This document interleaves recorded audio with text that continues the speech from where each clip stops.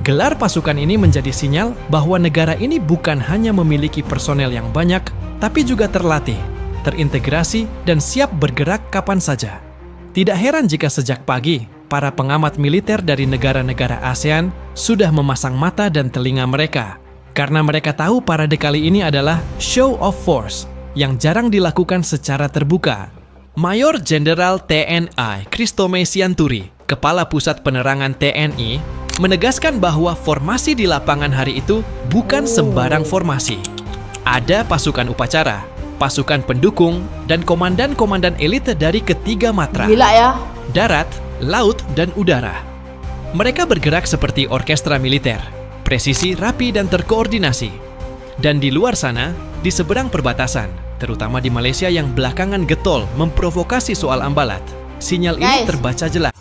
Sebentar, ini saya dipahamkan nama parade ini parade akbar ya. Kalau saya mau tahu ini maksudnya apa guys? Dengan berkumpulnya 27.000 TNI dengan pasukan-pasukan yang lain. Wah, ini gila ya. Jangan pernah berpikir bahwa Indonesia akan diam jika kedaulatannya disentuh. Parade ini juga jadi pameran peralatan tempur kelas berat. Bayangkan, 152 unit kendaraan taktis, diawaki 388 personel, berderet dari ujung lapangan ke ujung satunya lagi. Dari darat, Anda bisa melihat tank Leopard 2 RSI melaju gagah. Meriam 155 mm, Caesar siap memuntahkan daya hancur, hingga sistem roket MLRS Astros yang terkenal mematikan. Dari laut, rudal anti kapal Exocet Blok 3 menjadi bintang, diiringi fregat dan kapal selam yang sudah disiapkan untuk operasi jauh dari pantai. Dan dari udara, jujur banyak yang berkomentarnya ini walaupun banyak senjata, yang pasti harus ada industri pertahanan yang lebih kuat ya. Sama namanya harus ada pendidikan. Begitu ya guys? Sukhoi dan F-16 melesat rendah dalam formasi fly past yang membuat leher para penonton serentak menengadah. Koordinator lapangan, Mayor Jenderal TNI Agus Hadi Waluyo, menyebut gelar pasukan ini sebagai bentuk konkret dari astacita Presiden Prabowo. Fokusnya jelas, memperkuat postur pertahanan melalui kemandirian industri, keunggulan operasional, dan teknologi mutakhir. Ini bukan investasi kosmetik untuk pencitraan, melainkan penyiapan kekuatan yang benar-benar siap dipakai dalam skenario terburuk, termasuk jika ada tetangga yang terus ngeyel soal batas wilayah. Ini saya banyak melihat senjata-senjata yang ada yang tidak diperlihatkan, sekarang malah diperlihatkan oleh Indonesia sendiri. Ini mungkin menunjukkan bahwa diam-diam ubi berisi ya istilahnya ya. Dengan sistem logistik dan mobilisasi baru, pengerahan pasukan ke daerah panas seperti Ambalat bisa dilakukan dalam hitungan jam, bukan lagi berhari-hari.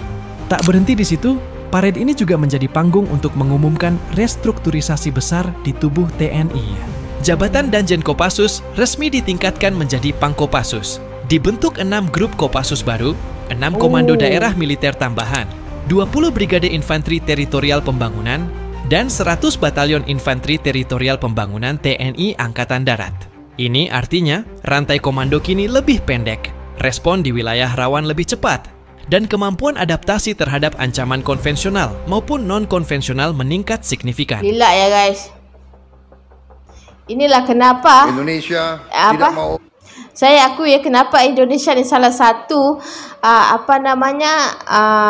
askar ataupun negara yang ditakuti, khusus apalagi dengan ada namanya alat-alat maupun alat-alat tempur yang mungkin di negara lain tidak bisa didapatkan. Memihak blok manapun, tapi karena itu tidak ada pilihan lain. Indonesia harus punya pertahanan yang sangat kuat. Dan untuk itulah hari ini saya melantik 6 Panglima Kodam baru, 20 Komandan Brigade baru, dan 100 Batalion Teritorial Pembangunan baru. Saya telah melantik Panglima-Panglima, Komandan-Komandan Brigade, orang-orang yang dipilih, saudara-saudara sebagai pemimpin harus memimpin dari depan. Panglima TNI, Panglima Pasukan TNI, Komandan-komandan brigade, komandan-komandan batalion memimpin dari depan, memimpin di tengah-tengah pasukan, berada selalu di tempat yang paling berbahaya, berada selalu di tempat yang paling kritis. Tidak ada komandan pasukan yang memimpin dari belakang. Pemimpin Merinding dari saya depan. ya. Pemimpin memberi contoh. Pemimpin adalah prajurit yang paling baik. Saya titip saudara-saudara sekalian, jaga pasukanmu sebaik-baiknya. Bina anak buahmu sebaik-baiknya. Anak buahmu adalah bagaikan anak kandungmu sendiri. Pimpin dengan baik, jaga mereka dengan baik, latih mereka. Ini sampai ada yang berkomentar, katanya Anwar Ibrahim pertahankan Ambalat walaupun 1 inci demi rakyat Sabah. Takut-takut namanya. Diam-diam Prabowo mencari solusi pengelolaan yang dimana Ambalat akan diambil secara nyata. Jadi diminta tegas. Ini seakan-akan Malaysia di warning ya. Dengan baik, latih mereka dengan keras, tapi tidak dengan kekejaman. Dan selalu ingat, kita adalah tentara rakyat, kita lahir dari rakyat, kita adalah anak kandung rakyat, kita mengabdi untuk rakyat, kita membela rakyat, dan kita siap mati untuk rakyat kita, saudara-saudara sekalian.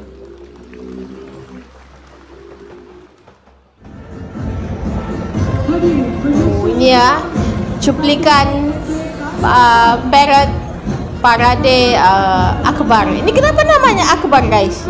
Nanti kamu komen di bawah. Ya pasti menjelang 17 Agustus ya. Kurang daripada semingguan begitu.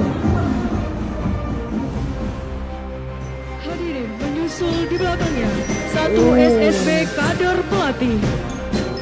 Kader Pelatih adalah program Bapak Presiden Republik Indonesia untuk mencetak 4.000 kader pelatih. Ini banyak negara-negara yang krisis peperangan ya. Dan sekarang Indonesia menunjukkan kekuatannya kepada dunia bahwa mereka bukan negara yang bisa direndahkan ataupun dianggap lemah ya.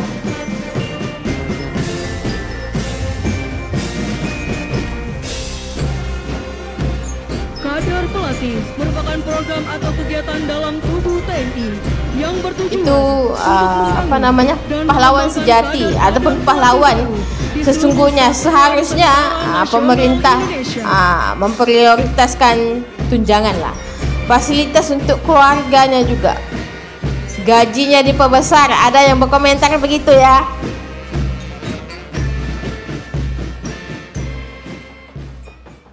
Hadirin yang berbahagia, sesaat lagi akan kita saksikan bersama manuver udara Victory Jump. Dapat kita saksikan di layar Videotron. 4 terjun mengibarkan foto Presiden Republik Indonesia, Bapak Prabowo Subianto. Kami seluruh prajurit TNI dimanapun bertugas mengucapkan terima kasih kepada Bapak Presiden Republik Indonesia.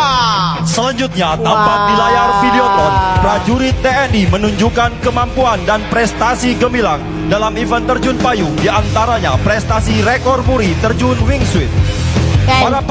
Saya tidak tahu ya, kalau melihat sebegini saya suka merinding ya. Terjun wingsuit, exit dan melayang secara horizontal dengan rasio gliding 1:3, yaitu dengan turun ketinggian 1000 feet, memiliki daya jelajah horizontal mencapai 3000.